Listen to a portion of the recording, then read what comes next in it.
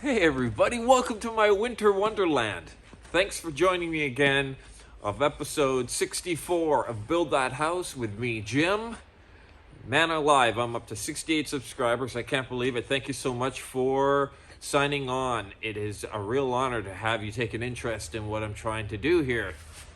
In the next few weeks, we got a lot of things coming up, starting with having the building inspector come by and check on a few things to make sure that I've done them right. I talked a little bit about it before. We're going to load up the roughed in plumbing system. It's underneath the slab here. He wants me to fill it up with water. A couple hours later, he's going to come by, make sure that water level hasn't dropped in the pipes to ensure that it, in fact, isn't leaking. And once he checks that off the list, then I can take all that radon gravel that I have behind me here. Doesn't look like radon gravel right now, but it is. After we get the radon gravel spread out to a depth of 4 inches, we talked a little bit about that before. There's probably lots of people out there in the world that have questions about radon gas and if they require that in other states and provinces in North America or the world. I have no idea, but in British Columbia, as of about 4 or 5 years ago, they've wanted you to put a 4-inch, 3/4 inch crushed rock layer of rock so that the radon gas, it is coming out of the ground, or if it could come out of the ground, find its way to that white pipe behind me there. I don't know if you can see it in the frame, but and then through the roof and safely out of your hair. Then it's going to get more interesting and a little bit more fun from my perspective as I lay some 3-inch foam down on top of the gravel.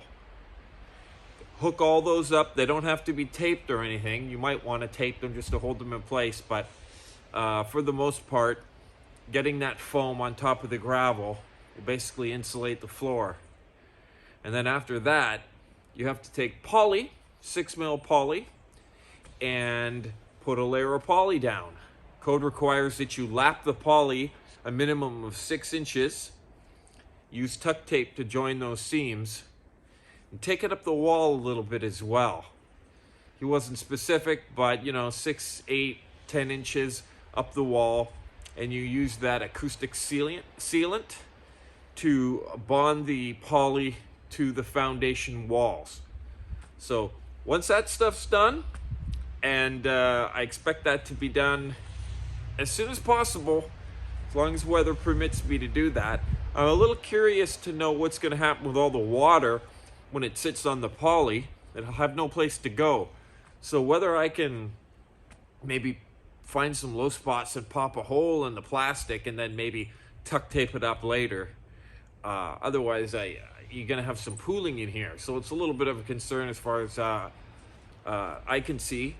But after the poly goes on, then it's going to get real interesting. We're going to put radiant floor heating in here. So there'll be some metal grids that go down. Probably like a 6-inch metal grid. I'm not exactly sure if it's like that 6-inch stucco wire that you see, or sometimes you'll see them put it in concrete driveways and whatnot, or what. But that's yet to be discovered. Interesting stuff coming up this year. Really excited about it. I'm up to 68 people. I can't believe it. 68 people. So if you're one of the 68 people, hello. Thank you for tuning in.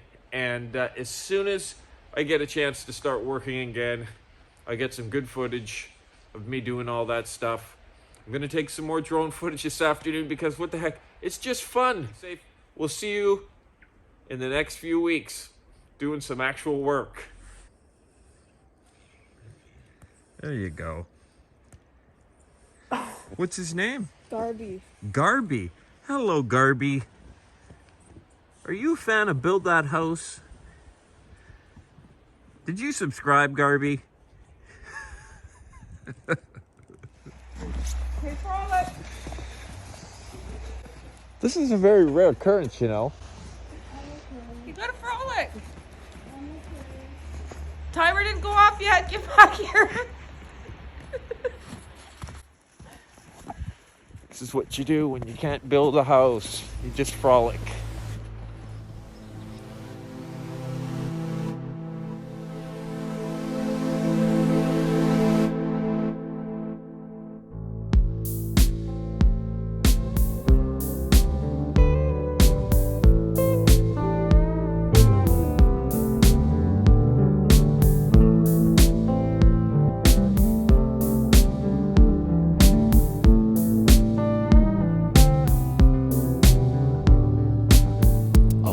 That I've had enough. I've had my fill from the golden cup. This dream won't end if I stay sleeping.